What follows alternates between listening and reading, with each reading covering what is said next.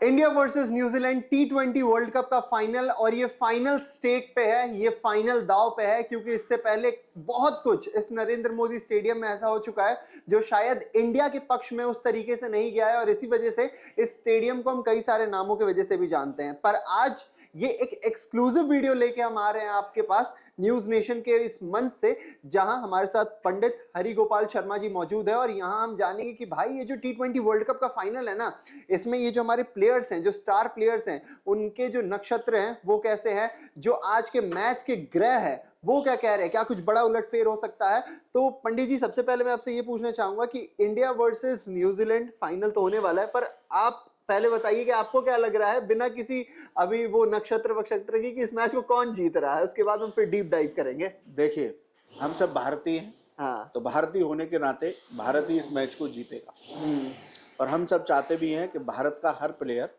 अच्छी परफॉर्मेंस दे। जैसा सेमीफाइनल में सबने कंट्रीब्यूट किया, हर प्लेयर अपना कंट्रीब्यूशन इस मैच में दे।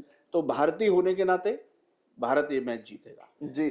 और अब चलते हैं और बात करते हैं कि एक्चुअली ये जो इंडिया वर्सेस न्यूजीलैंड का फाइनल है नरेंद्र मोदी स्टेडियम में, क्या लग रहा है, इसमें नक्षत्र क्या कह रहे हैं, ग्रहों की क्या दिशा है, कुछ बता सकते हैं आप इसको लेकर? देखिए, भारत की कुंडली की बात करें तो खेल में मंगल का बड़ा योगदान रहता है जी। मंगल मतलब पराक्रम जी। लड़ाई झगड़ा। जो लोग मंगल प्रबल होता है वो सेना में अधिकारी बनते हैं जी। पराक्रमी होते हैं, क्योंकि मंगल रक्त तप्त ग्रह है, ऊर्जावान ग्रह है। तो मंगल और देवगुरु बृहस्पति, इन दोनों की वजह से भारत की कुंडली बहुत मजबूत है। अच्छा। तो बड़ा पराक्रम का मैच होगा। कई बार सांस रोकने वाले उतार चढ़ाव ये ग्रह बना करके देंगे इस मैच में। अच्छा, ये भारत की तरफ से है? हाँ, भारत की तरफ से है। तो मंगल और बृहस्पति बहुत अच्छी स्थिति में भारत के लिए है। तो ये मैच भारत को जीतना चाहिए। ग्रह साथ हैं, और ये प्लेयर भी अपना कर्म कर दें पूरा, तो मैच अपने पक्ष में होगा, ये ट्रॉफी हमारे पास होगी। नहीं, ये आपने एक बहुत अच्छा जिक्र किया कि अगर प्लेयर भी अपनी तरफ से जो काम है वो पूरा कर दे, क्योंकि अगर प्लेयर्स ने ही काम पूरा नहीं किया था तो फिर वैसे ही कितने भी नक्षत्र आ जाए, कुछ भी हो जाए हमारे साथ, वो फिर बैकफुट पे हम आ जाएंगे। पर न्यूजीलैंड की तरफ से भी क्या आपको लगता है कि जो नक्षत्र हैं वो कुछ कह रहे हैं? अब न्यूजीलैंड की बात करते हैं। हाँ। न्यूजीलैंड के लिए सनी उनके लिए बहुत अच्छा कर रहे हैं। अच्छा। लेकिन सनी क्या है, सनी धीमी गति का आदमी है, शांत स्वभाव से चलता है। तो न्यूजीलैंड जो करेगी ना, बहुत सोच विचार करेगी। उनके कप्तान जो भी करेंगे, उनके कप्तान की कुंडली पर भी सनी का ही प्रभाव है। अच्छा। तो सनी विचार करके आगे बढ़ता है, धीमी गति से बढ़ने वाला ग्रह है। तो बहुत सोच समझ करके वो निर्णय लेंगे। वो निर्णय कभी कभी बहुत अच्छे साबित होंगे। तो पड़ला उनका भी भारी है, क्योंकि मंगल और शनि ये दोनों प्रतियोगिता परीक्षाओं में जो हमारे गेम्स होते हैं, हाँ, उनमें बड़ा रोल प्ले करते हैं। तो इधर मंगल अपना अच्छा रोल प्ले इंडिया के लिए कर रहा है, तो शनि न्यूजीलैंड के लिए भी कर रहा है। तो लड़ाई बड़ी कांटे की है, मैदान पर भी दिखाई देगी और ग्रहों में भी दिखाई दे रही है। तो जो अच्छा करेगा वो इस ट्रॉफी को लेकर के जाएगा। अच्छा, तो आपके विश्लेषण के अनुसार अगर मैं बोलूं तो एक तरीके से आपको क्या लगता है कि ये जो मंगल और शनि की लड़ाई है, इसमें बाजी कौन मार सकता है आज के दिन? अब बात करते हैं कप्तानों की। हाँ, कप्तानों की बात कर लीजिए, क्योंकि सबसे इंपॉर्टेंट वही है। सबसे पहले वही। हाँ।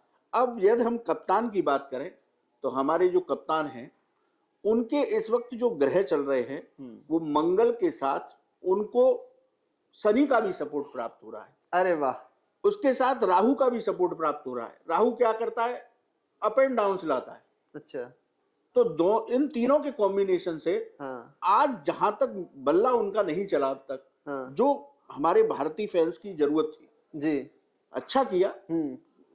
कैप्टनसी के डिसीजन भी अच्छे लिए उन्होंने पिच पर बैठ करके, जिससे पिछले मैच में लिए कि अब बुमराह को लाना चाहिए। हाँ, बिल्कुल। अब यहाँ पर हर्षदीप को लेके आना है। तो उनके डिसीजन बहुत अच्छे रहे। लेकिन बल्ले से वो जो कर सकते हैं, जिस तरह से उनकी बल्लेबाजी है, जिसके लिए वो जाने जाते हैं, तो वो बल्लेबाजी आज ग्रह उनके पक्ष में है। थोड़ा सा धैर्य के साथ काम लें तो आज उनका भी बल्ला चमक सकता है। एक अच्छा स्कोरिंग मैच उनके बल्ले से दिखाई दे रहा है मुझे। और अगर सामने वाले कप्तान की बात करें तो न्यूजीलैंड के जो कप्तान हैं, जैसे मैंने कहा, न्यूजीलैंड के कप्तान टीम पर शनि का प्रभाव है, जी। तो उनकी कुंडली के हिसाब से उनकी जो न्यूमेरिकल जो हमने प्रेडिक्शन की है जी। उसके हिसाब से शनि और राहु दोनों उनके साथ जुड़े हुए हैं। अच्छा, राहु उनके पराक्रम साथ यहाँ भी भी, है। हाँ पराक्रम यहाँ भी है। अच्छा। लेकिन वो क्या करेंगे, सोच विचार करके डिसीजन लेंगे। हाँ, वैसे भी वो बहुत ज्यादा सोच बहुत विचार सोच करके के ही लेते लेते हैं। हाँ। वो हर मैच में हमने देखा हुआ है कि मिचेल सैंटनर पहले पूरी टीम से बात करते हैं, फिर उसके बाद लेते हैं कोई तो वो डिसीजन। हाँ सोच विचार करके वो सबकी राय बना करके ही कोई डिसीजन लेकर के आगे बढ़ेंगे। तो उनके डिसीजन भी बड़े अहम रहेंगे कि मुझे, यदि वो टॉस भी जीतते हैं तो पहले वो डिसीजन नहीं लेंगे, पहले वो विचार करेंगे कि मुझे बल्ला लेना चाहिए या फील्डिंग चूज करनी चाहिए। अच्छा। तो इन दोनों की स्थिति यही रहेगी। अब बात करते हैं जो हमारा इंडिया का जो प्लेयर चल रहा है हाँ। इस वक्त ओपनिंग में, हाँ। जिसके 89 एवं रन बनने की संजू सैमसन की जी। जो सेंचुरी हमें दिखाई दे रही थी, तो संजू सैमसन के बारे में बात करें तो उसके साथ मंगल भी है, शनि भी है और केतु भी बन रहा है जी। तो ये तीनों का कॉम्बिनेशन ही उसको परफॉर्मेंस बेटर दिला रहा है। अच्छा, तो इस मैच एक में भी जीवन दान उसको जैसे उस दिन मिला था 15 रन पर, एक जीवन दान को वो बचा जाते हैं डेथ, मतलब जो हमारे पहले 6 ओवर जी, तो वो इस वर्ल्ड कप की पहली सेंचुरी बना भी सकते हैं। अच्छा, उनके सितारे इतने अच्छे चल रहे हैं। मतलब संजू सैमसन का समय है। संजू सैमसन का आज भी समय है, लेकिन 6 ओवर में उनको संभल करके खेलना होगा, बहुत कॉन्फिडेंस के साथ खेलना होगा। चाहे शुरू में उनके रन कम बने, लेकिन वो 6 ओवर तक रुके जी, और उसके बाद उनकी सेंचुरी इस मैच में देखने को मिल सकती है। तो आपको इस वीडियो को शेयर करना है संजू सैमसन तक। बताइए संजू सैमसन को कि पिछले 2 मैचेस में जो शुरुआत मिली है कुछ वैसा ही बनाएं, पर आज बच के खेलना है। पहले 6 ओवर निकाल लेते हैं, पहले 6 ओवर तक धैर्य बना करके खेलें। 100 पक्का है। मैं ये कहता हूं कि वो जैसे 200 के एवरेज से खेल रहे हैं। हाँ, स्ट्राइक रेट, स्ट्राइक रेट उनका 200 जी है। जी जी, 150 रख लें, 100 रख लें, हाँ। 10 बॉल में 10 रन, हाँ। बस 6 ओवर तक वो पेशेंस बना करके खेल गए। तो ये मैच उनके लिए बहुत, उनके कैरियर का बड़ा शानदार मैच है। अरे वाह, ये मतलब मुझे लग रहा है कि ये सबसे हाईलाइटेड पॉइंट थी। इसी के साथ एक और खिलाड़ी पर मैं जानना चाहूंगा।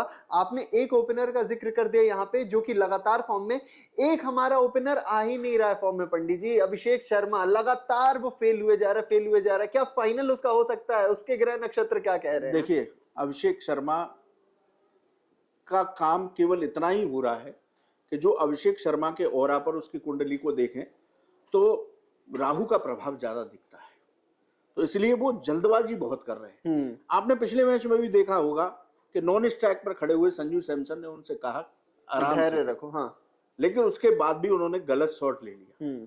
तो राहु यहाँ बैठ करके काम करता है जी, तो इस वक्त उनको बड़े धैर्य की आवश्यकता है।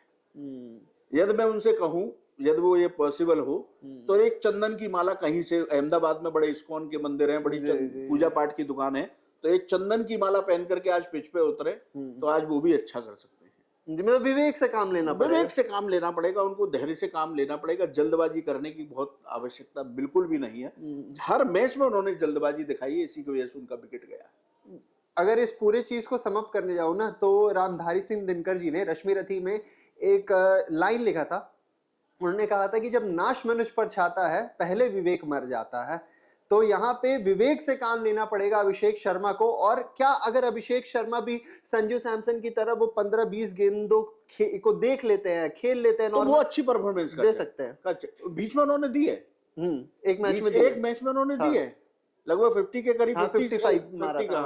50 कर गए थे वो। वहां भी जल्दबाजी में आउट हुए थे। वो थोड़ा धैर्य बना करके उनको रखना होगा। अब अपने स्ट्राइक बॉलर की बात आती है। हाँ, प्लीज प्लीज प्लीज, उन्हीं पे सब कुछ डिपेंडेंट है। बुमराह के ग्रह बहुत अच्छे चल रहे हैं। अरे वाह, जय हो।